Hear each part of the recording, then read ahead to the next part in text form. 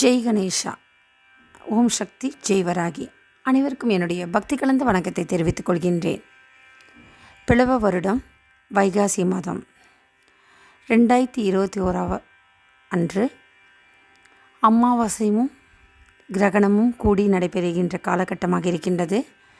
இந்த காலகட்டத்திலே நாம் வராகி அம்மனை வழிபட்டு நம் இல்லத்திலும் நம் உடலிலும் உள்ள தீய எதிர்வலைகள், செய்வினை, பில்லி, சூன்யம், மந்தம், மாந்திரிகம் போன்ற பிரச்சனைகள், பொருளாதார தடை, காரிய தடை, பங்காளிகள் பிரச்சனை, எதிரிகளின் தொல்லை, அமானுஷ்யமான பிரச்சனைகள், தூக்கமின்மை, நோய் நொடி போன்ற துன்பங்கள், பித்திருக்களுடைய அகால மரணத்தினுள் ஏற்படுகின்ற இடர்பாடுகள், பித்திருக்கள் சாந்தி அடையாமல் இருப்பதால் வருகின்ற குடும்பத்தில் நிகழ்கின்ற பலவிதமான கோளாறுகள் போன்ற பல்வேறு வகையான அதீத பிரச்சனைகளை எல்லாம் இந்த அமாவாசை காலகட்டத்திலே வராகி அம்மனுடைய வழிபாட்டின் மூலமாக நாம் எப்படி அதனை மட்டுப்படுத்தலாம், குறைவுபடுத்தலாம், நம்மிடம் வருகின்ற அந்த தீய எதிர்வலைகளிலிருந்து எப்படி தப்பித்து நேர்மறையான ஆற்றலை வராகி வழிபாட்டின் மூலம் பெறலாம் என்பதை பற்றிய செய்திகளை உங்களுக்கு தர இருக்கின்றேன்.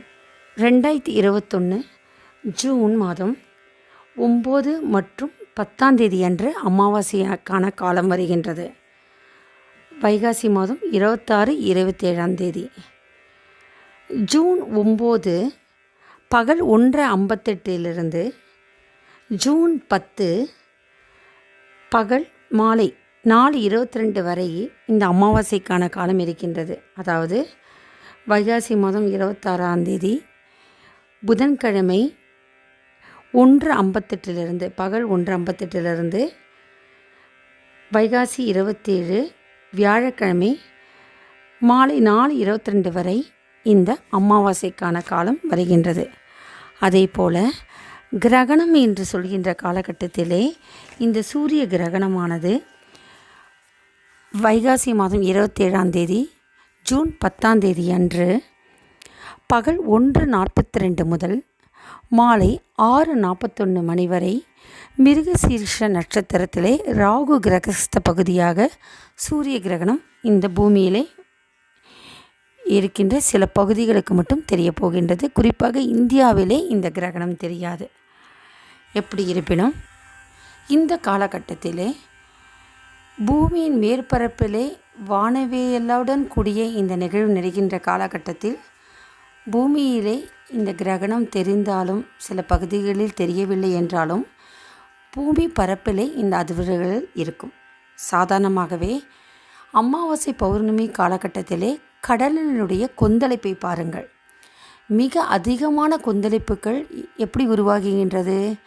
அமாவாசை பௌர்ணமி காலத்திலே இந்த அதிர்வலைகள் பூமியிலே அந்த ஈர்ப்பு சக்தியின் காரணமாக நீர் பரப்பாக 70% இருப்பதன் காரணமாக வானத்தில் இந்த நிகழ்வு ஏற்படுகின்ற காலகட்டத்திலே பூமியினுடைய நிலப்பரப்பிலும் அதிகமான அதிர்வலைகள் ஏற்படும். அதே போல் ஒரு மனிதனுடைய உடம்பிலும் 70% திடப்பொருட்களை காட்டிலும் திரவப்பொருட்களை இருப்பதன் காரணமாக ஒரு மனிதனுடைய உடல் அமைப்பிலும் இந்த அதிர்வலைகள் மாற்றம் ஏற்படும். அதனால்தான் பித்து பிடித்தவர்கள், பைத்தியம் என்று சொல்லக்கூடியவர்கள், அல்லது மனநிலை பாதிக்கப்பட்டவர்கள், ஆட்டிசம் போன்றவர்கள், இவர்கள் எல்லாருமே பார்த்தீங்க அப்படின்னு சொன்னால் அமாவாசை பௌர்ணமி காலத்திலே அவர்களுடைய மாற்றங்கள் வேறுபாடு இருக்கும். ஏன் என்று சொன்னால் பூமியிலே இந்த அமாவாசை பௌர்ணமி காலத்தில் பூமியினுடைய காந்த ஈர்ப்பு சக்திக்கும் அந்த வானத்தில் நிகழ்கின்ற அந்த அமைப்பிற்கும் எப்படி வேறுபாடு ஏற்பட்டு எதிர்வலைகள் அதிர்வலைகள் உருவாகின்றதோ அதே போல் ஒரு மனிதனுடைய உடலிலும் அந்த அமைப்பு வரும். அவருடைய தேக பலம், ஆன்ம பலம், மனோபலம், அதே போல் அவர்களுடைய உள்ளத்திலே இருக்கின்ற அந்த வேறுபாடு கிரகபலத்திற்கு ஏற்ற போல அவர்களுடைய நோய்களுக்கு ஏற்ற போல இந்த அமைப்பினுடைய வீரியமானது மாறுபடும் கட்டுக்குள் இருக்கும். அப்படி இருக்கும்போது இந்த கிரகண நேரத்திலே இந்தியாவில் தெரிந்தாலும் தெரியவில்லை என்றாலும் இதனுடைய அமைப்பானது பூமியில் இருக்கின்ற எல்லாரிடமும் அந்த அதிர்வலைகள் இருக்கத்தான் செய்யும். தர்ப்பணம் என்ற ஒரு காலகட்டம் மட்டும் இந்த கிரகணம் தெரியாததனால் செய்ய வேண்டாம். மற்றபடி இதனுடைய அதிர்வலைகள் எதிர்வலைகள் அறிவியல் பூர்வமாக எல்லாருடைய அந்த காந்த அலைகளில் மாற்றம் இருக்கும். இதை பல வருடங்களாக உலகளவிலே ஆராய்ச்சியிலே ஏற்றுக்கொள்ளப்பட்டது, ஒப்புக்கொள்ளப்பட்டது. எனவே கிரகணம் தெரிந்தாலும் தெரியவில்லை என்றாலும் வானத்திலும் பூமியிலும் நிகழ்கின்ற இந்த அதிர்வலைகள் மிகப்பெரிய மாற்றத்தை ஏற்படுத்துகின்றது. குறிப்பாக இந்த அமாவாசை காலகட்டத்தில் சூரிய கிரகணம் இருக்கும்போது கேட்கவே வேண்டாம், இந்த அதிர்வலைகள் அதிகமாக இருக்கும்.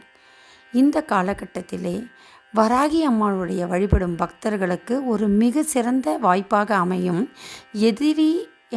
எதிர்மறையான ஆற்றல்களிலிருந்து தப்பிப்பதற்கு. எப்படி என்று சொன்னால், ஜூன் மாதம் 9ஆம் தேதியே அந்த பகலிலே 1:48, அதாவது ஏறக்குறைய 2 மணி அளவிலே இந்த அமாவாசை வந்துகிறது.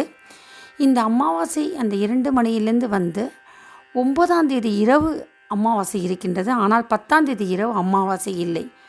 அப்போ அமாவாசை என்று தீய சக்திகள் தாக்கம் அதிகமாக இருக்கும். இறை சக்தியே அந்த அமாவாசை நேரத்தில் தியானிப்பதாக ஒரு ஐதீகம் சொல்லப்படுகின்றது. ஒரு முறை வைகாசி மாதம் ராக்காய் அம்மன், மதுரையில் இருக்கின்ற ராக்காய் அம்மன் என் உடலில் வந்து அலங்காநல்லூர் பத்திரகாளி கோயிலுடைய அமைப்பிற்காக, அவர்களுடைய திருவிழாக்காக என்னிடம் வாக்கு கேட்கும் பொழுது அந்த ஆதிபராசக்தி அன்னை இந்த செயல்பாட்டினை உறுதிப்படுத்தியிருக்கிறார். அமாவாசை அன்னைக்கு சிவனை நோக்கி ஆதிபராசக்தி இருக்கின்ற ராக்காய் அம்மனே தன்னை சுற்றி இருக்கின்ற அதிர்வலைகளிலிருந்து தப்பிப்பதற்காக சிவன் முன்னாடி தான் தியானம் செய்வதற்கு அந்த கருவறையிலிருந்து சென்று விடுவதாக அந்த வாக்கிலே சொல்லியிருக்கின்றார். அந்த அமைப்பின்படி பார்க்கின்ற போது அமாவாசை நேரத்திலே எவ்வளோக்கவ்வளோ அதீத தியானத்தில் ஈடுபடுகின்றோமோ, வழிபாட்டில் ஈடுபடுகின்றோமோ, நமக்கு நேர்மறையான அதிர்வலைகள் அதிகம் நம்மிடம் வரும், தீய அதிர்வலைகள் நம்மிடம் நெருங்காது. அதனால்தான் அமாவாசை காலத்திலே கிரகண நேரத்திலே அதீதமான தர்ப்பணங்களை அந்த புரோகிதர்களும் அந்த ஆன்மீகத்தில் ஈடுபாடு உள்ளவர்களும் செய்கின்றார்கள். எனவே ஜூன் 9ஆம் தேதி அன்று பகல் 2 மணியிலிருந்து இரவு 12 மணி வரை இந்த பூஜையினை, இந்த பக்தி வழிபாட்டினை வராகி பக்தர்கள் நிகழ்த்தலாம். அவர்களுக்கு தெரிந்த வராகி மாலை பாடுதல் ரொம்ப சிறந்தது. அடுத்ததாக உங்களுக்கு தெரிந்த வராகி காயத்ரி, வராகி மந்திரங்களை எல்லாம் சொல்கின்றான். தீய அதிர்வலைகளிலிருந்து தப்பிப்பதற்காக நாம் இந்த பூஜையை செய்கின்ற காலகட்டத்திலே வராகி மாலையிலே அந்த பாடலுக்கு ஏற்ற பொருள் இருக்கும். அந்த பொருளுக்கு ஏற்ற உங்களுடைய பிரச்சனைக்கு ஏற்ற பாடல்களை 9 முறை, 18 முறை, 48 முறை, 108 முறை கூட வராகி முன்னாடி நின்று நீங்கள் பூஜை செய்யும்போது உங்களுக்கு அதீத அதிர்வலைகள் வரும். அதுவும் குறிப்பாக அடுத்த நாள் கிரகணம் வேற வரப்போகிறது. அந்த கிரகண நேரத்தில் நமக்கு உண்டாக்கப்பட்ட ஒரு தருவிக்கப்பட்ட தீய சக்தியோட ஆற்றம் அதீத சக்தியாக எழும்பும். அதற்கு முன்பாகவே முதல் நாள் வருகின்ற அமாவாசை காலகட்டத்தில், அதுவும் இரவு நேரத்திலே அமாவாசை இருக்கின்ற காலகட்டத்திலே துஷ்ட சம்ஹாரிணியாக இருக்கின்ற அந்த வராகி அம்மனை நாம் வழிபடுவோம். மற்ற நாளெல்லாம் நம்ம மகாலட்சுமியாக வழிபட்டு லக்ஷ்மி கடாட்சத்தை பெறுவோம். அமாவாசை அன்னைக்கு வராகி அம்மனை துர்க்கையாக, துஷ்ட சம்ஹாரிணியாக வீட்டில் வழிபடலாம். இதற்கு என்ன வழிபாட்டு பூஜை முறை என்று சொன்னால், முடிந்தளவுக்கு அதிகமான ஒரு எலுமிச்சை கனிகளை, தேவகனியை வாங்கி வைத்துக்கொண்டு, தனி வீடாக இருந்தால் நுழைவாசலிலிருந்து, ஃப்ளாட்டு போன்ற இடத்தில் குடியிருப்பு பகுதியில் இருந்தால் முன்வாசலிலிருந்தும், முன்வாசலிலே ஒரு பழத்தை 2 துண்டாக வெட்டி குங்குமம் தடவி வைத்து விட வேண்டும் நிலவாசப்படியிலே. அதற்கு அடுத்ததாக பூஜை அறையினுடைய நுழைவாயிலே ஒரு எலுமிச்சக்கனியை, தேவகனியை துண்டாக நறுக்கி குங்குமம் தடவி 2 பக்கம் வைக்க வேண்டும். அடுத்ததாக பூஜை அறையிலே வராகி அம்மாவுடைய திருவுருவம் விக்கிரக படம் அந்த பூஜை அறை முன்பாக, அந்த மாடத்தின் முன்பாக அந்த தேவகனியாக இருக்கின்ற எலுமிச்சக்கனியை 2 துண்டாக வெட்டி குங்குமம் தடவி வைக்க வேண்டும். ஒவ்வொரு இடத்தில் வைக்கும்போதும் ஒவ்வொரு முழுக்கனியை தான் இந்த 2 பக்கமும் பயன்படுத்த வேண்டும். இதை துண்டாக வெட்டி குங்குமம் தடவி வைத்துவிட்ட பின்பாக நீங்கள் வராகி அம்மாவுடைய பூஜையை செய்யலாம். அதற்கு முன்பாக வீடை மஞ்சள் உப்புக்கள் போட்டு துடைத்து விட வேண்டும்.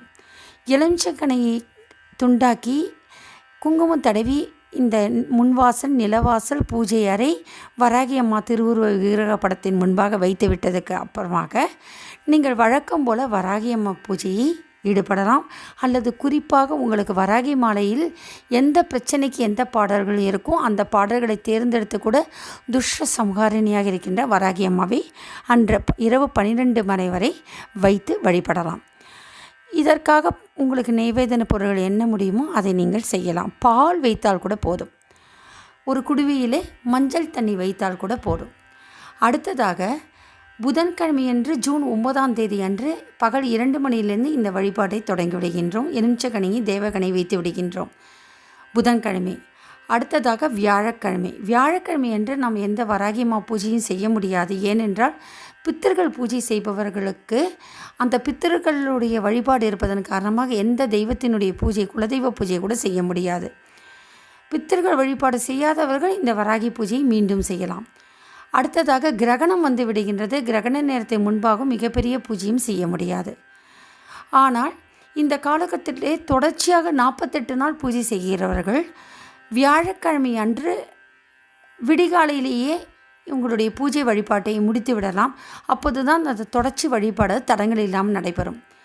கிரகண நேரத்தில் எந்த பூஜையும் செய்ய முடியாது என்பதன் காரணமாக நாம் அந்த பூஜையை தவிர்த்து விட முடியும். அடுத்ததாக புதன், வியாழன், வெள்ளிக்கிழமை காலையிலே குளித்துவிட்டு வராகி அம்மா முன்னே இருக்கின்ற அந்த எலுமிச்சங்கனியை எடுத்து வாசலிலே புழிந்துவிட்டு வலது கையில் இருக்கின்ற எலுமிச்சம்பழத்தை அந்த மற்ற இடது பக்கமாகவும், இடது பக்கத்தில் இருக்கின்ற எலுமிச்சங்கனியை வலதுபுறமாக மாற்றிவிட வேண்டும். அதற்கப்புறமாக பூஜை அறையில் உள்ள எலுமிச்சங்கனியை இதே போன்றும், நிலவாசல் இருக்கின்ற எலுமிச்சங்கனியும் இதே போன்றும், வீட்டு முன்வாசலுக்கு எலுமிச்சங்கனை புழிந்து விட்டு விட வேண்டும். அதற்கான அப்புறமாக மஞ்சள் நீரால் முகத்தை எல்லாம் கை காலை அலம்பி கொண்டு விட்டு வீட்டிலே முடிந்தால் வீட்டை நீங்கள் மஞ்சள் நீரால் அல்லது கோமியத்தால் துடைத்து விட வேண்டும். என்னாகும் என்று சொன்னால், இந்த 3 நாளும் அமாவாசை கிரகண நேரத்தில் வருகின்ற உங்கள் மனத்திலும் எண்ணத்திலும் உங்களுக்கு எதிரிகளால் உருவாக்கப்பட்ட தீய அதிர்வுகளாக இருந்தாலும் சரி, கிரக கோளாறுகளாக இருந்தாலும் சரி, பித்தர்கள் சாபம், பித்தர்கள் கோளாறு, துர்மரணங்கள், அகால மரணத்தில் தீய சக்தியினுடைய நடமாட்டம் எதுவாக இருந்தாலும் இந்த அமாவாசை காலம் ஜூன் 9ஆம் தேதி அன்று செய்து விடுகின்றோம் இல்லையா? எல்லா விதமான எதிர்ப்பு சக்திகளை எல்லாம் இந்த எலுமிச்சை கனியில் இருக்கின்ற குங்குமமானது ஈர்த்து கொள்ளும். அதற்கப்புறமாக பிழிந்து விட்டதுக்கப்புறம் அந்த தீய அதிர்வுகள் வாசலோடு சென்றுவிடும். அதுக்கப்புறம் மஞ்சள் நீரால் வீடை துடைத்துவிட்டு நீங்கள் வழக்கம் போல் தூப தெய்வ ஆராதனையோடு சாம்பிராணியோடு வெண்கடுகு போட்டு என்ன செய்ய வேண்டும்? உங்களுடைய வெள்ளிக்கிழமை பூஜை நீங்கள் ஆரம்பித்து விடலாம். வேண்டுமென்றால் மீண்டும் ஒரு முறை பூஜை ஆரம்பித்ததற்கு முன்பாக இதே மாதிரி ஒரு தேவகனியை, எலுமிச்சங்கனியை வைத்து கொண்டு வாரத்திற்கு ஒரு முறை செவ்வாய்க்கிழமை, வெள்ளிக்கிழமை 2 முறை கூட நீங்கள் இந்த கனியை மாற்றி நீங்கள் செய்யலாம். செவ்வாய், வெள்ளிக்கிழமை மாற்ற முடியவில்லை, ஞாயிற்றுக்கிழமை கூட நீங்கள் மாற்றிக்கொள்ளலாம். எது இடர்பாடு. இந்த அமைப்பை நீங்கள் பின்பற்றி கொண்டு வருகின்ற காலகட்டத்திலே தொடர்ச்சியாக நீங்கள் ஒரு 3 மாதம் 6 மாதம் இந்த முறையை நீங்கள் பின்பற்றி வருகின்ற நேரத்திலே உங்களை சுற்றி வருகின்ற தொடர்வலைகளாக வருகின்ற தீய அதிர்வுகளை எல்லாம் கொஞ்சம் கொஞ்சமாக குறைந்து மட்டுப்படும். ஒரு காலகட்டத்தில் அந்த தீய அதிர்வலைகள் இல்லாமல் கூட போய்விடும். அதீத தீய அதிர்வுகளை இருப்பது பட்சத்திலே முள்ளை எடுப்பது போன்று உங்களுக்கு அதை எடுப்பதற்கான அமைப்பும் உங்களுக்கு வரும். எனவே இந்த பிளவ வருடம் வைகாசி மாதம் ஜூன் மாதம் 9ஆம் தேதி 10ஆம் தேதி வருகின்ற அமாவாசை கிரகண நேரத்தை முழு அளவில் வராகி அம்மா பக்தர்கள் பயன்படுத்தி கொள்ளுங்கள்.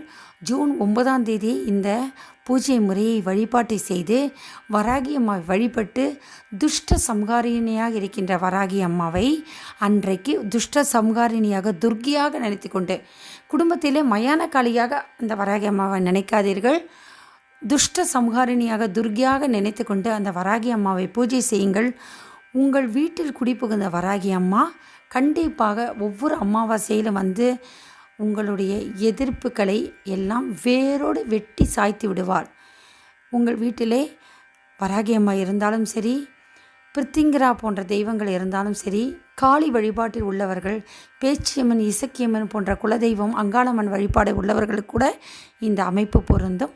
எனவே வராகி பக்தர்கள் இந்த அமாவாசையை, குறிப்பாக கிரகணத்தின் போது வருகின்ற அமாவாசையை முன்பாக பயன்படுத்தி கொண்டு தீய சக்தி அதிர்வலையிலிருந்து விடுபட வேண்டும். வராகி அம்மாள் உங்களுக்கு அதீதமாக சக்தியுடன் துணை நிற்பாள் என்று சொல்லிக்கொண்டு உங்களை வாழ்க்கையில் வெற்றி பெற செய்வார்கள். பொருளாதார காரியத்தடை, பித்திருக்கள் தடை போன்ற பலவிதமான தடைகளிலிருந்து உங்களை மீட்டு கொண்டு வருவாள் என்று சொல்லிக்கொண்டு அதற்கான பூஜை முறையை நீங்கள் செய்ய ஆரம்பியுங்கள் இந்த ஜூன் 9ஆம் தேதி அன்று என்று சொல்லி வேண்டிக்கொண்டு உங்களிடமிருந்து பக்தியுடன் விடைபெறுவது ஆன்மீக சொற்பொழிவாளர் கர்ம வினைப்பலர் ஜோதிடர் முனைவர் லக்ஷ்மி ரவிச்சந்திரன். ஜெய் வராகி, ஜெய் ஜெய் வராகி. ஓம் சக்தி.